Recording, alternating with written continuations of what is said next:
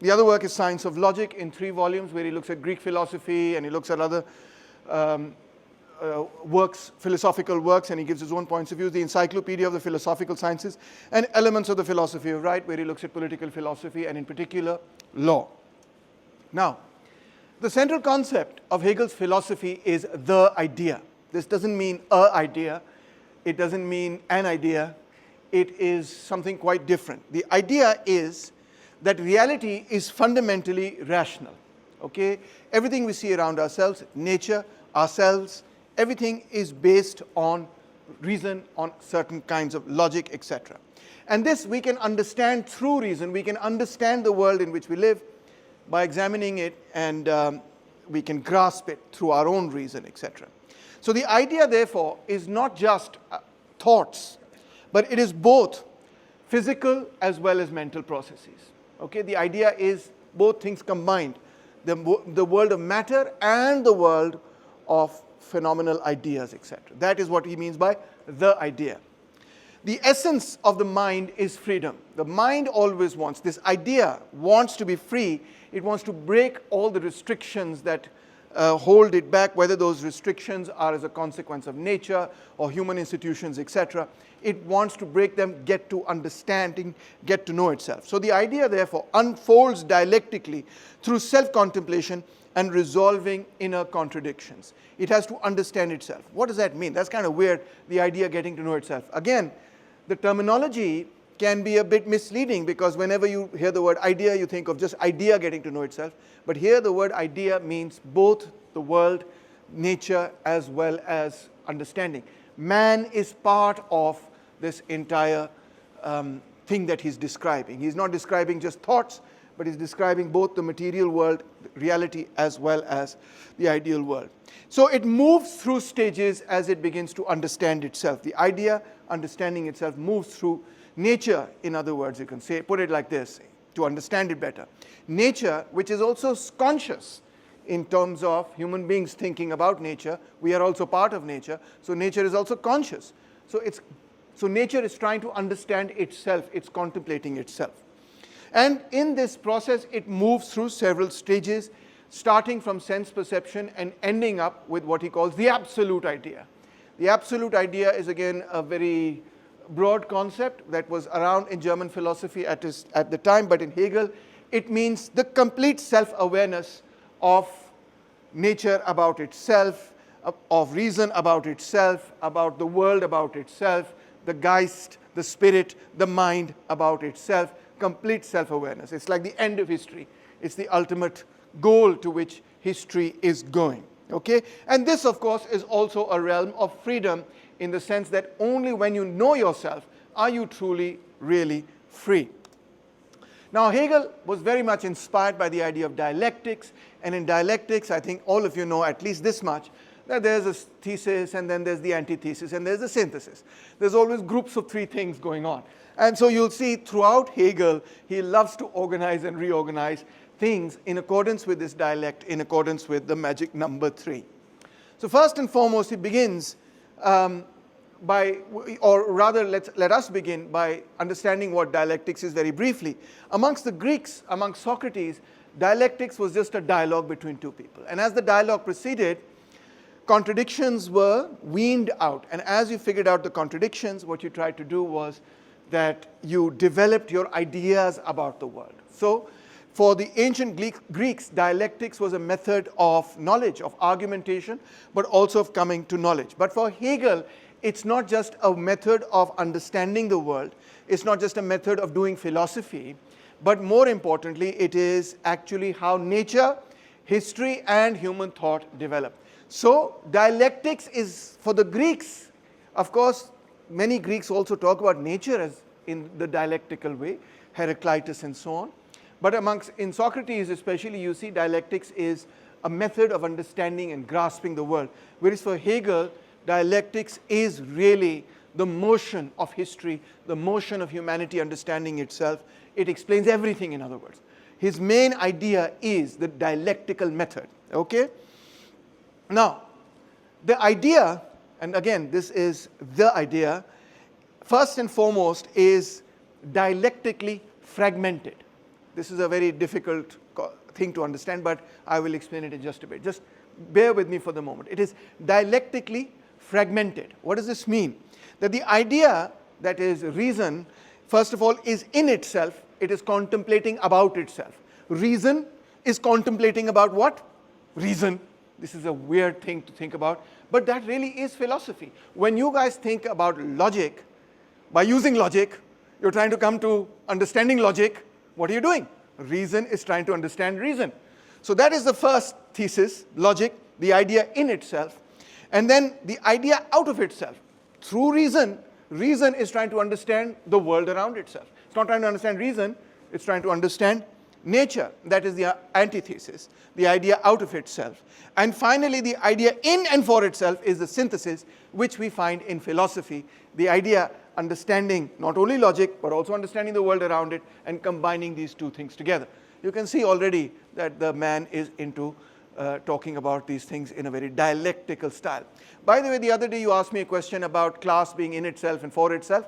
That's exactly the same schema, but applied in a different way.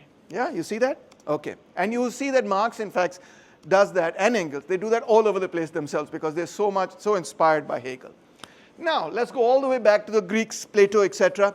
For the Greeks, matter was in movement, that means in change. All the time it was coming into being and passing away and so on. And for Plato, there was certain essences that were timeless and unchanging, that informed matter, and these things were independent of matter. So there is the concept of a chair, the form of a chair, which is independent of this particular chair. It exists independent of time and space, etc. Or there's the idea of the triangle, which is independent of actually existing triangles. And everything material is based on the idea. So the idea of a triangle, an actual triangle is obviously based on the idea of a triangle. You have the idea of a triangle, okay, it's three-sided and straight lines. But can you ever make a perfect triangle in the real world? Probably not. Can you make a perfect circle in the real world? Probably not. But you know what a perfect circle is. You know what a straight line is. Is there anything that's absolutely a straight line? Well, now that you know Einstein, you know that there are actually no straight lines, right? Because it depends. Some lines are straight, but if you look at it from another perspective, their space is actually bent. Time-space is actually warped and bent, etc. So there are no actually straight lines. So for Plato, knowledge was like that. It was something eternal. It was always true. It was absolute. It just had to be true for all time. That was what he was trying to get at. That's what he also learned from his Ustad-e-Mohtaram, Socrates, jisko zehar ka pehla peena pad gaya. That knowledge is something which is timeless. It's true for all. It's like mathematics. In fact, Plato loved mathematics so much that in front of his academy he put a sign, a triangle, and he said, "Let no man enter who does not understand geometry." He loved mathematics. So the Greeks thought that philosophy should be like that, mathematically true, like 2 + 2 is just always going to be 4. It's never going to be 3 and it's never going to be 5. It's just by definition going to be 4. Knowledge should be like that. It should be so concrete and so final and so timeless. It should never change. That was the idea to which Plato and his followers were following. Okay, and dialectics was the process of sifting through all the different information to be able to understand how all of these essences, the forms, the ideas, the ideal forms fitted together. Aristotle liked that idea in general, but he changed it somewhat. He said there is no realm outside of the material world in which these ideas are somehow in a timeless, transcendental realm sitting around waiting for us to be discovered. They are part of matter. They are within matter. There's no separate realm from them. So in that sense, his theory is often referred to as hylomorphism. Morph just means morph, shape, form, and hylo means that the matter and ideas are together. They are never separate from each other. There are no ideas that exist independent of matter. The ideas of the chair the form of the chair is within the chair. The chair is the particular.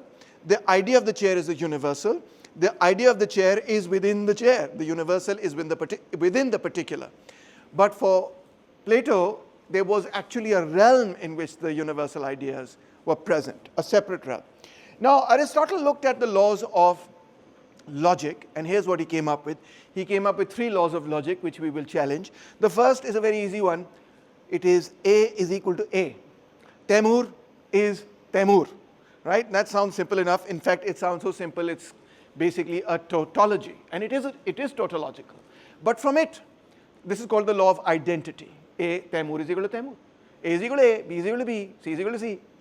If A is equal to A, then A is not B. And A also cannot be not A. Whatever A is not, A is not. Okay? So A is not A. Now that is the second law actually. It derives from the first one, and that is the law of non-contradiction, which is contradictory propositions cannot both be true. Either A is true or not A is true. Either it's raining outside or it's not raining outside. Both can't be true. It's raining outside and it's not raining outside. That doesn't make any sense, right? You're saying yes? That's what Aristotle said. And finally, the law of the excluded middle. For any proposition, either that proposition is true or its negation is true, right? For any two contradictory propositions. One is true or the other is true. Now, these were the law of dialectics. But Hegel said these are metaphysical. What does he mean? He says in logic, one is dealing with concepts robbed of their empirical content. What is empirical content? The reality of the world. The empirical content is, of course, the real content of the world. And you're looking at them at the highest level of abstraction. The only thing that can be said about something without any empirical content, like for example, I can look at this chair and I can say, oh, it's black. But if I abstract away from that, then I can't say it's black. I can just say it is. So the only thing you can say about something which has no empirical content whatsoever is just that it is, it exists, it has being. And that is the sense in which he says metaphysical logic is, logic of Aristotle, etc., is metaphysical, because it's not really looking at it's abstracting so far away from the actual existence of things, the empirical existence of things, that the only thing you can say about it is that it exists. Now, he says that being is related closely to non-being. Okay, if you say being equals being, it's true, but he says being always implies nothing. What the hell does that mean? That's also from the Greeks that he takes that. Nothing is the antithesis of being. That which exists, uska opposite kya hai? That which does not exist. So being ka opposite kya hai? Nothing. Being and nothing is a great theme in philosophy. Everybody talks about it. Now, one cannot talk about even the concept of being without separating it from the concept of its negation, which is non-being. You cannot think about it in this way. You cannot have a concept unless and until it is differentiated from whatever it is the opposite of. We are always defined by our opposites, is basically what Hegel is trying to say. Say, for example, you say, Taimur is a man. Now, there has to be a concept of a woman in order for me to be a man. If we are all unisexual organisms, there would have been no concept of man because there would have been no sexual reproduction as such. Yeah, there would be no dimorphism in sex as such. If there's no night, there's no day. If there's no life, there's no death. If there's no death, there's no life. Both concepts actually are mutually reinforcing. They exist precisely because they define each other. And being, he says, is always changing now into nothing. Being turns into nothing just simply means that which exists today may not exist tomorrow, like you, my friend, or like you, any one of you, right? You exist today, but 70, 80 years later, baat karenge, main bhi nahi hoonga, aap bhi nahi honge. What exists today, what is being today, will be nothing tomorrow. And there will be many people in the world who do not exist today, but they will exist tomorrow. They are nothing today. They don't exist. They are nothingness today. But tomorrow they will be actual beings like that. So everything that has a life cycle, everything that has life, and we're not just talking about life as an organic life. We can talk about mountains as well. We can talk about rocks as well. Everything in the material world has some sort of cycle, etc. It comes into being and it passes away. Even the stars, even the planets, even the galaxies. So that means everything is in the process of coming into being and passing away. Entire galaxies even. Now consciousness experiences this unity of opposition as a contradiction. Being and nothingness are constantly interacting with each other as time goes on. Something that is not there is there, and then it's gone, and then something else comes, and so on, right? So it can only resolve this by invoking a third category. This is the synthesis, thesis, antithesis. Thesis was being, antithesis was nothing. Synthesis kya hua? Becoming. Becoming has both concepts in it, coming into being, passing away, coming into being and passing away. So being and non-being kind of synthesize into the idea of becoming. What is he trying to say? That our thought categories of logic, even the most abstract, even the most fundamental thought categories of logic, what is the most fundamental thought category of logic? Being. Because if something doesn't exist, we can't talk about anything if it doesn't exist, right? So being is the most fundamental category of logic. वो show करता है कि even that is something not static, not stable. It is changing into nothingness and coming back and then changing and so on and so forth. It's not, the categories of logic are unstable. They are under dialectical motion. At the same time, in the time of Hegel, there was a big movement by Immanuel Kant. Some people like to say that Immanuel can, but Hegel wanted to say Immanuel really can't.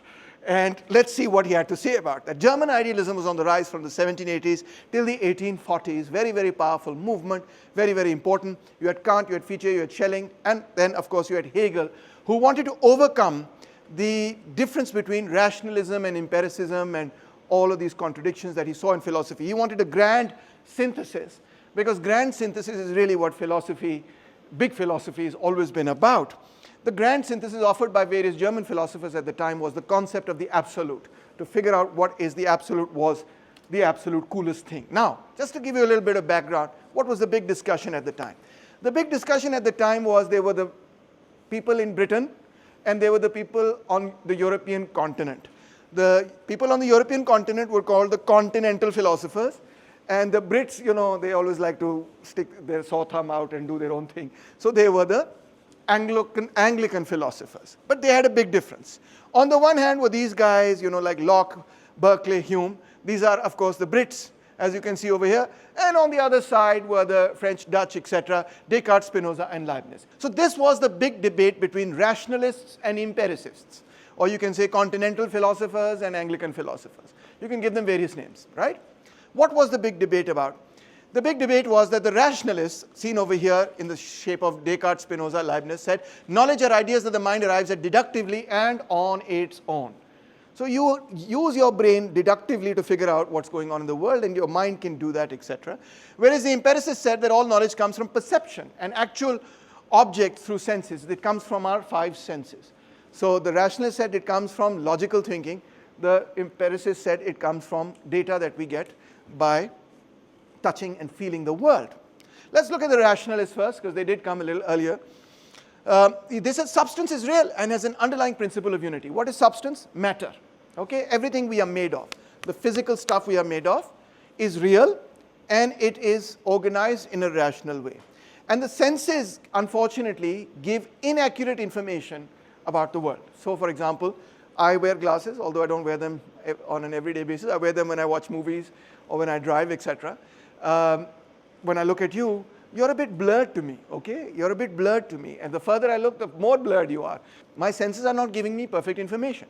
Second thing is, my nose is really bad, okay? I can never tell when I just don't have a good sense of smell, okay? I can be smelling horrible and I'll be like, this is such a good day, etc. And somebody will be like, Taimur, please wear some deodorant for God's sakes, right? I have a really terrible sense of smell, okay? Hearing. My hearing is not, it used to be good, but it's not that great anymore. If you make a very loud noise, I'm like, oh, please keep it down, etc. In so many different ways, your senses may not even be impaired as such, but they nonetheless deceive you. Parallax errors and so on. And you can go on Google and look at optical illusions, and you find all kinds of interesting optical illusions where you look at this thing and it looks like a vase, and then you look at it more carefully and it's like two people facing each other, and then you look at it more carefully and it becomes a vase again, and so on. What is it? Is it a vase or is it two people? You can't tell. There are many illusions like that you can see, and you can tell that your senses, the information you're getting from the senses, is not really making sense in that way. So senses give you inaccurate information. Therefore, knowledge is innate, deductive, and certain. It is certain in the sense because it's arrived at deductively, it's arrived at through the categories of logic. That's why it is not only deductive, but it is certain and timeless, like Plato liked to say, etc. Sorry, they privileged knowledge from reason over knowledge from sensation and experience. Okay, they said experience doesn't give you very good understanding. On the other side were the empiricists. They were the exact opposites. They rejected any idea of innate knowledge. In fact, they said, listen, you have no innate knowledge. You are born like a blank slate, a tabula rasa. You have no knowledge when you are a kid. You don't even know how to walk, talk, do anything, etc. And sense experience is actually the only source of your knowledge. It's only by experiencing the world that you realize what time and space and other categories, etc. are. So all knowledge, they said, is a posteriori,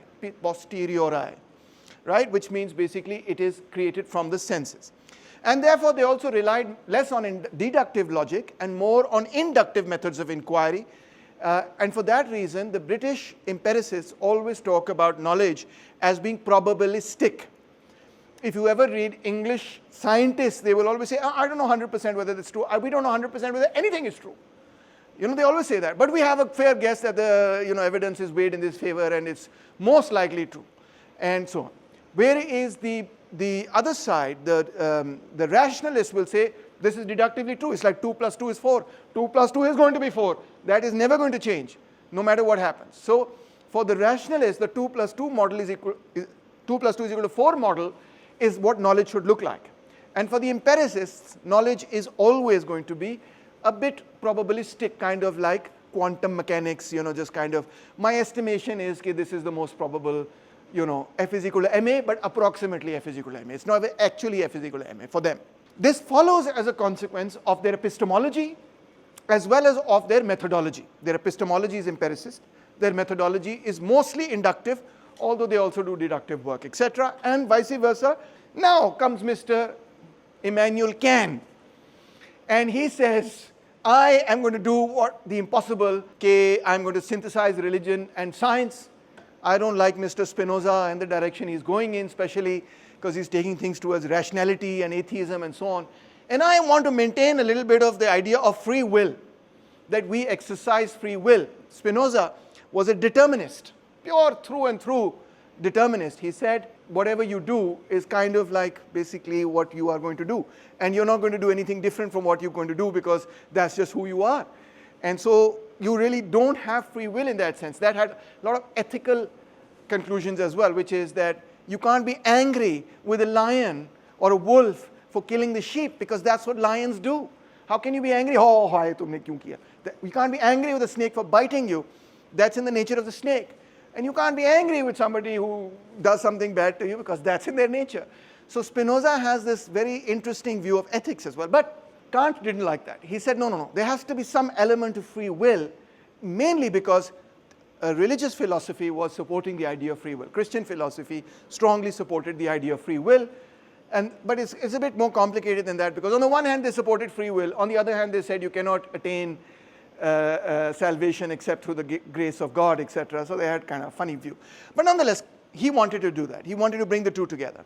And the other thing that he wanted to do was create a synthesis between the rationalists and the empiricists. So for this, he created transcendental idealism. He drew a distinction between knowledge of things we experience, the natural world, which can be understood through science. He said, ye scientific hai.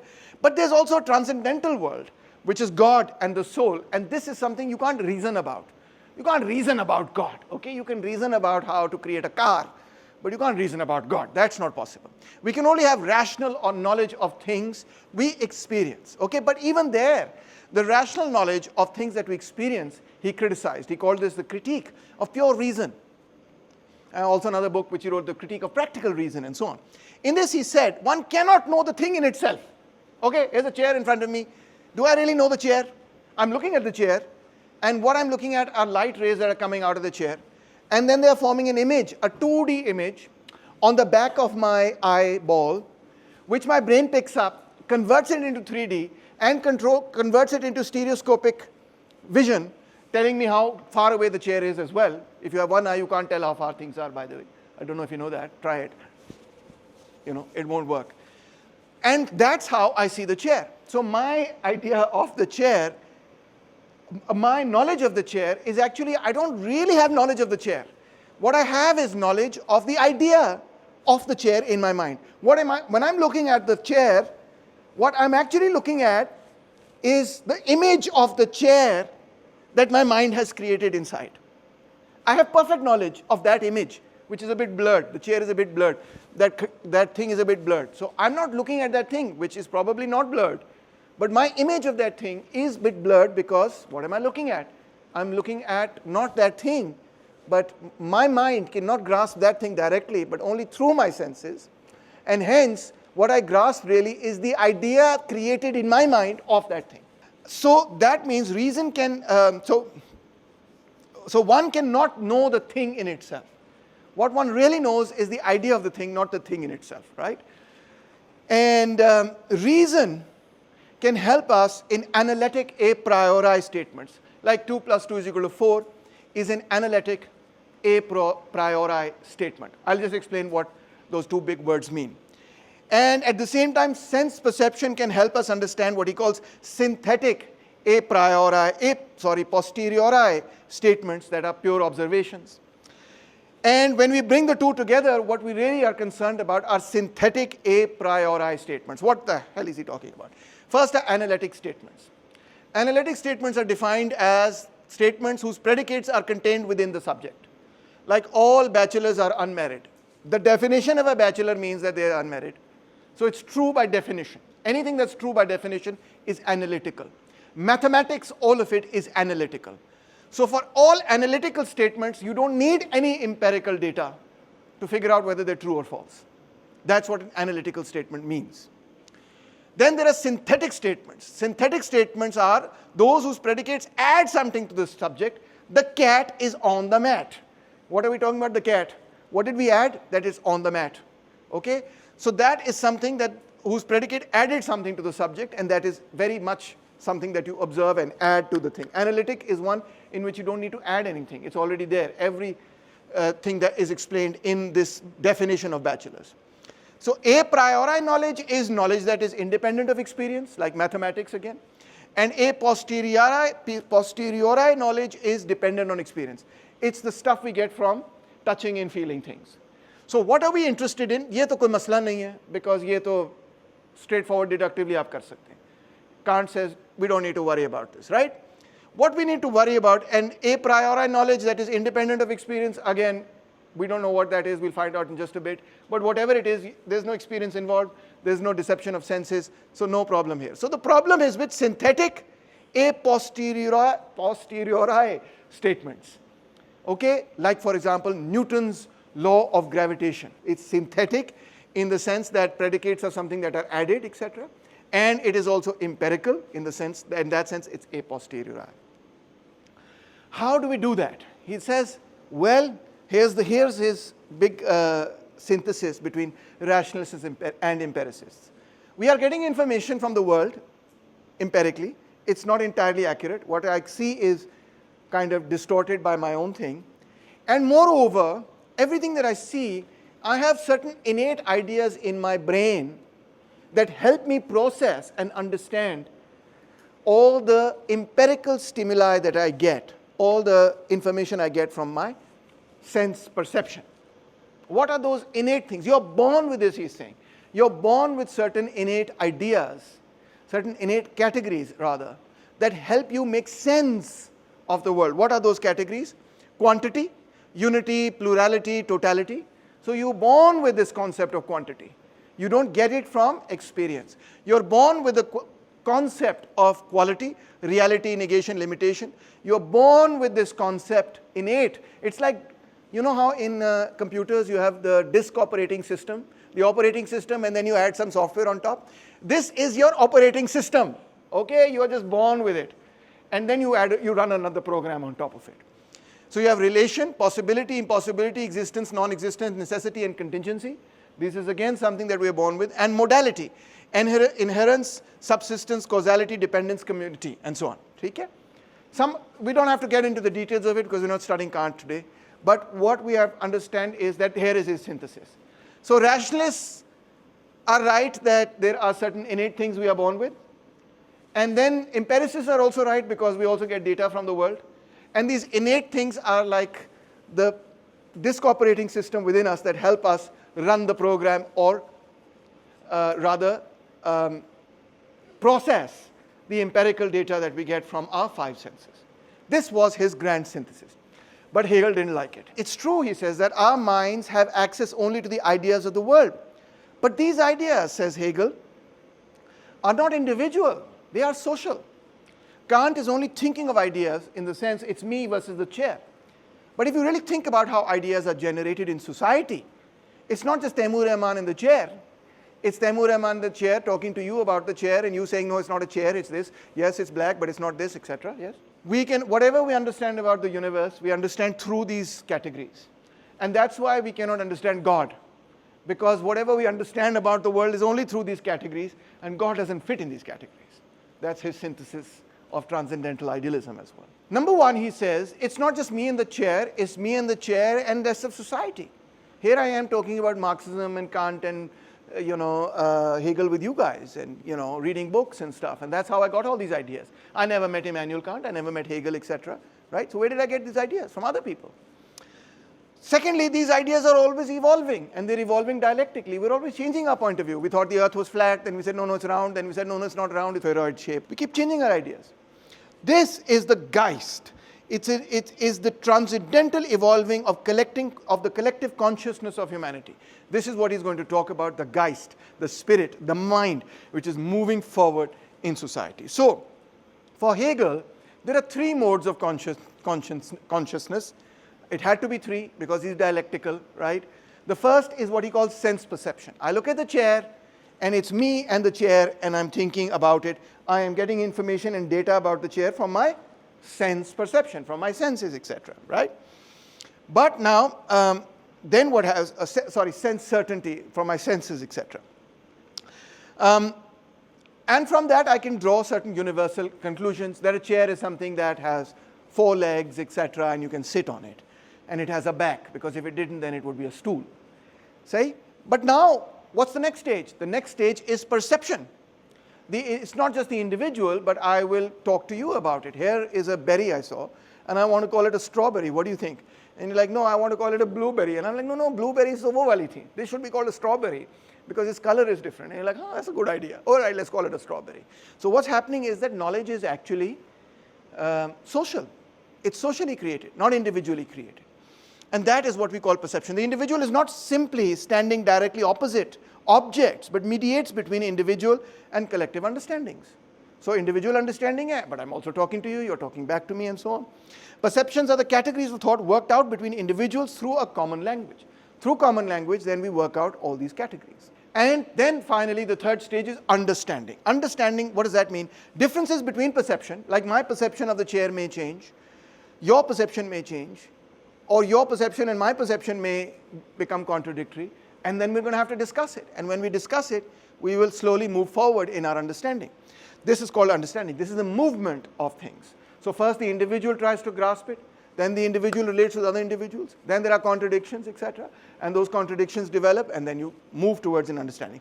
So differences between perceptions give rise to uncertainty and contradictions.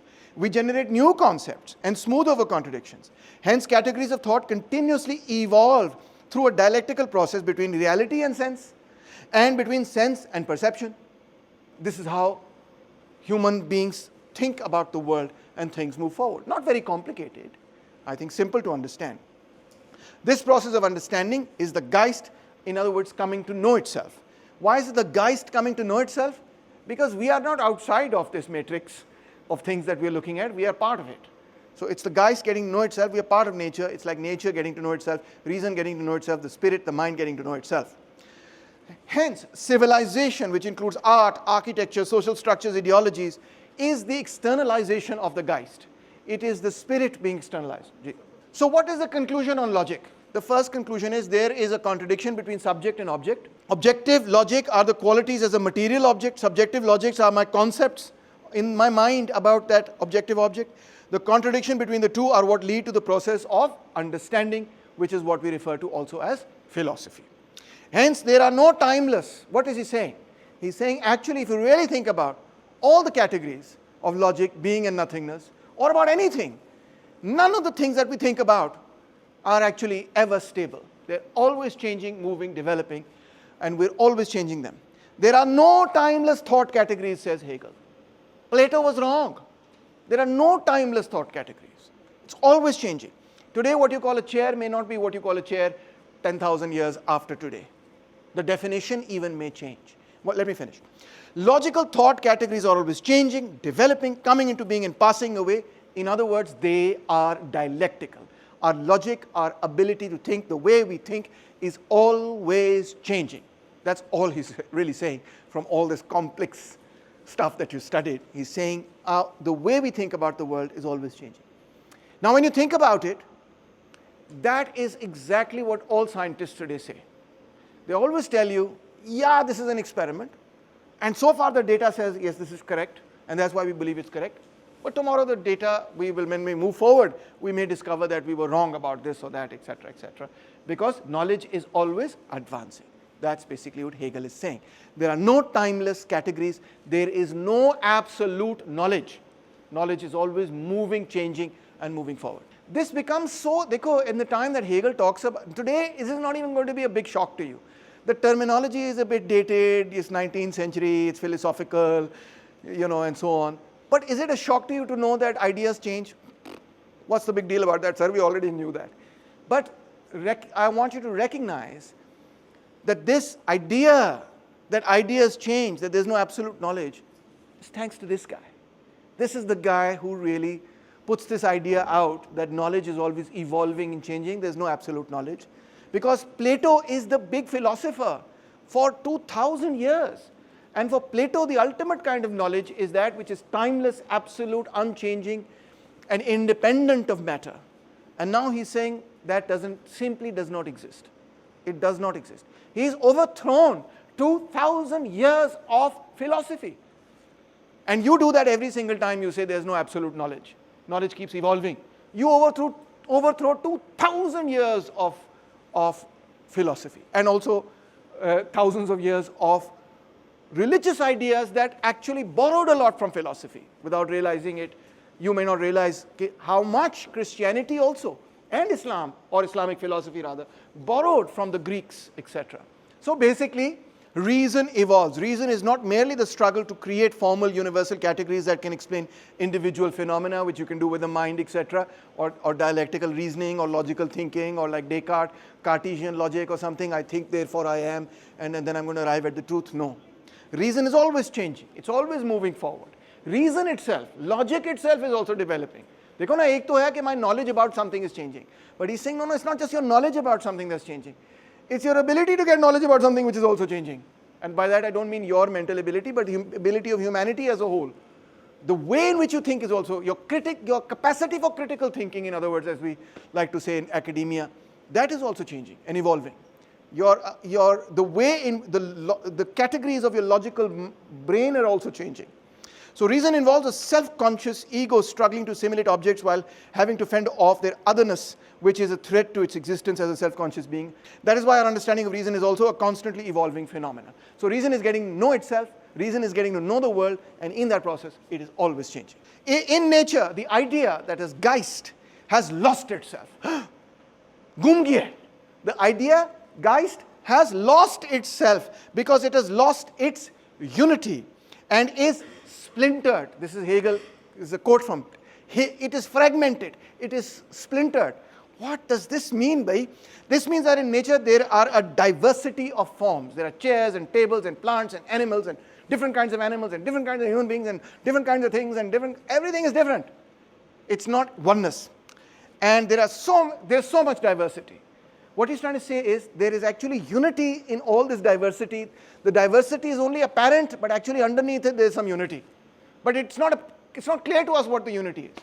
I really like to think about Dr. Abdus Salam, who thought, oh my God, I'm going to combine the weak and the strong nuclear force, and then all the other physicists who are trying to combine all the four forces, etc., electromagnetism and gravity and blah, blah, blah, and so on, combine them all together to create the theory of everything. Right? So that's what Hegel is saying. There is one theory of everything, some logic that is operating across the universe and everything, but we can't see it. It's not apparent, it's not clear, it's lost, it's fragmented, it's splintered. And there's a lack of consciousness. What does he mean? We don't understand it. I don't understand nature that well. And there is a dialectical development here, that things are constantly changing through contradiction, etc., in nature and in our relationship with nature and in our minds as well, as logical categories continue to change. Yet, he says, the idea has merely concealed its unity. Nature reveals itself as so many successful attempts of the idea to emerge from the state of otherness and present itself to us. Not consciously, but he's sort of speaking figuratively, that when we examine nature, again and again we are reminded of the idea that somehow or the other all of these things are united, but we don't know how. In a certain sense, the idea of monotheism is exactly that. Monotheism is the idea that everything is ordered by one logic, and that's what monotheism refers to as God. And Hegel likes that idea. Hegel likes that idea very much. Our scientific discoveries are an attempt to bring unity to the fragmented form in which nature presents itself to us. That's all he's trying to say. We are trying to understand how these different things not only work, but how they work together, and how they are actually formed from the same laws. It was such a huge discovery when Newton proved, actually Kepler and then later Newton proved, that the very, I'm going to call it a force, but actually it's not a force, but the very thing that makes me come back down to Earth is what determines the orbit of all the stars and planets that I see in the sky: gravity. And in fact, we can even go further and tell you that the whole life cycle of stars and planets is determined by gravity. So it was a phenomenal discovery, earth-shaking discovery, because till then, that time, all the philosophers, including Muslim philosophers, used to say that sub-lunar sphere, वहाँ पे laws of physics do not apply. This is the view of, this was a predominant view in ancient and medieval world. They do not apply to the stars. And then suddenly you discovered that all the laws of physics that apply here also apply there. All the materials that you find here, you also find over there. Amazing! Isn't that amazing? So, mind is therefore the goal of nature. Whatever is in nature is realized in a higher form in the mind which emerges from nature. Mind emerges from nature. Our thinking. Thinking is part of nature. What is thinking? Thinking about nature. So, what is thinking about nature? Nature is thinking about nature. Oh my God, that's so confusing. Humans are part of nature, hence the process of nature is nature coming to know itself. That is what he means by this particular phrase. In terms of nature, Hegel is saying it's all dialectical and it's always constantly evolving and changing, and there is a unity underneath the surface, and we're trying to find that. Now, his most interesting part is his philosophy of history. I'm going to explain his philosophy of history by first explaining to you a metaphor that he gives, which is called the master-slave dialectic. So in the master-slave dialectic, he says, imagine a consciousness. Consciousness of an object necessarily implies self-consciousness. If I am looking at something, I am looking at something. The something is separate from me. The person doing the looking is different from the thing that I'm looking at. What I'm looking at is the object. What is doing the looking or thinking is the subject. Why is it the subject? Although हम अंग्रेजी ज़बान में we often say, oh, the subject of my essay. So that gets a bit confusing. In fact, the object of my thinking is the chair. What is doing the thinking is subjective. That's the subject, that's me. The thinking thing is in philosophy called the subject. The thing being thought about is called the object, even if the thing being thought about is itself a subject. In that context, it gets called an object because I'm thinking about it. So, the subject is the thinking and conscious entity, the object is the unthinking or not conscious entity. At the human level, individuals become self-conscious when recognized by another. Hence, subjects are also objects to other subjects. When I look at another person, they are a subject, but to me, I'm thinking about them the way I'm thinking about a chair, etc. They are the object of my thinking. And I am the object of their thinking. At first, he says. One cannot have any concept of oneself without having actually experienced a moment of identification with others. This reaches a moment of identification. What is this moment of identification? Suddenly, I come to realize that the object of my thinking is not just an object, like all the other objects I think about, but is also a subject, just like me. It's a thinking object. It's a subject. So when I realize that it's like me, it's a thinking thing, what happens is an unhappy consciousness. I'm not happy about it because I think I'm the only thinking being. Now I've discovered not only that I think, therefore I am, but others think, therefore they must be also, and so on. They fail to recognize the self in the other. No self-consciousness forms, and each views the other as an object rather than as a subject. I'm self-conscious. I know I'm a thinking being. I'm thinking about something. When I look at you, I suddenly realize I'm thinking about something that's quite different from that thing, because this is something that can move on its own. I realize that I'm thinking about something that is actually the object of my thinking is a subject. Okay? But in the first instant, I cannot recognize you as a subject. Why? The minute I recognize you as a subject, my uniqueness disappears as the only subject. The minute I recognize that there are other creatures in this world that have subjective thoughts, I'm not the only one with subjective thoughts. I have a crisis of identity, he says. Okay?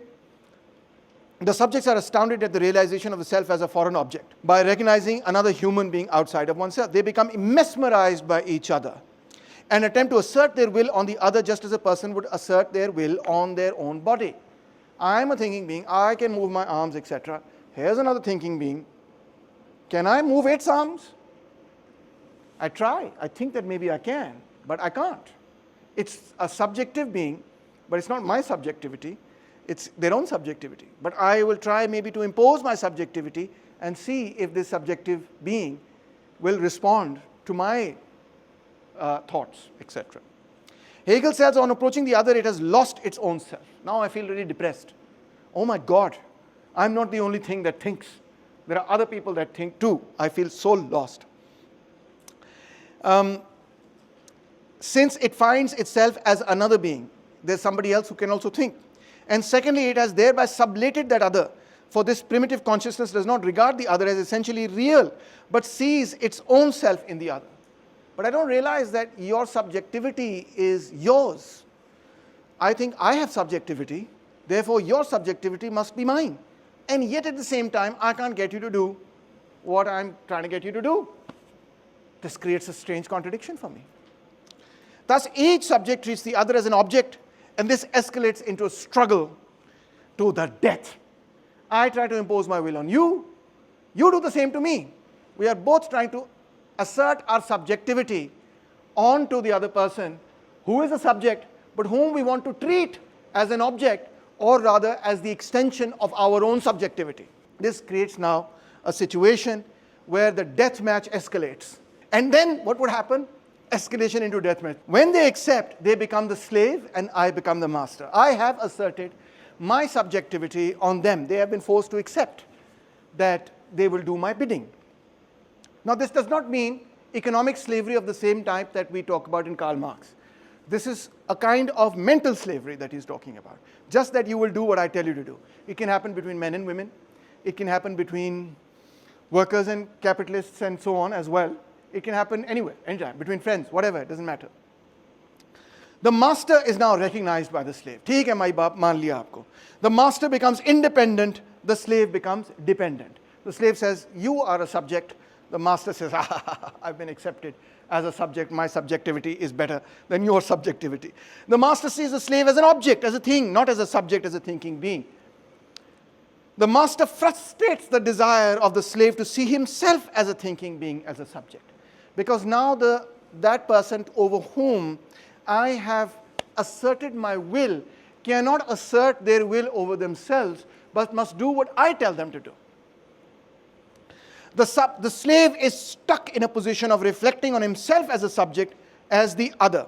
Yani ke he can't really think, he can't really get me, the master, to think of him as a subject. So he's stuck. He can only try to think of himself as a subject, which he does, but doesn't do him any good, because what he wants is recognition from another. The master is able to ignore any attempt by the slave to view him as a subject or as the other. I come into a position of dominant. But wait, here comes the dialectical irony. By turning the slave into an object, the master loses, in fact, what he tried to get. What did he try to get? He wanted recognition from a subjective being, from a subject. But now this recognition that he got was actually a forced one. It was one that the other person was compelled to do on pain of death or for fear of death. So the slave has not accepted the master out of free will. This is a big problem. That's what I wanted. The slave serves and produces for the master, and through the process of labor is able to externalize his subjectivity into the objects of labor. अब जो वो काम करता है, now through labor, this is the funny thing that happens, as civilization develops, he says, through labor the slave develops human civilization, and civilization is really the externalization of labor, not of the master, but of the slave who's doing all the work, and hence it's the externalization of their subjectivity, of their creativity.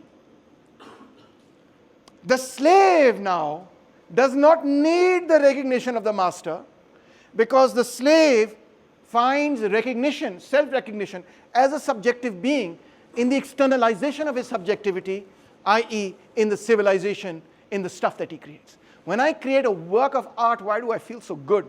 I feel so good because I think about myself and I say, I'm creative. I'm a creative being. I am a creator, not the creator, na'uzubillah, but a creator. I'm a creative being. It makes me feel good about myself, right? And that's what happens to the slave. I don't need anybody else to recognize that for me. It's nice if somebody else says, oh yeah, this is a good piece of art. But really, at the end of the day, I could even hang it on my own wall and say, I did that. I'm cool. And that's what happens with the slave. The slave no longer requires recognition from the master. And the master has not really got the free recognition from the slave. So what happens? The roles get reversed. The slave comes out triumphant in history. The master actually loses out, because the master has spent all of history doing what? Nothing. Not externalizing their subjectivity, not creating anything.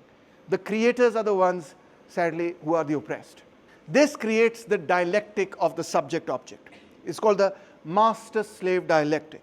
Hegel writes that the term for history is derived from the verb to happen, analogous to becoming, the synthesis of being and nothing. Everything present contains some elevated aspect of the past. In this way, through the master-slave dialectic, history moves forward. Let's understand it.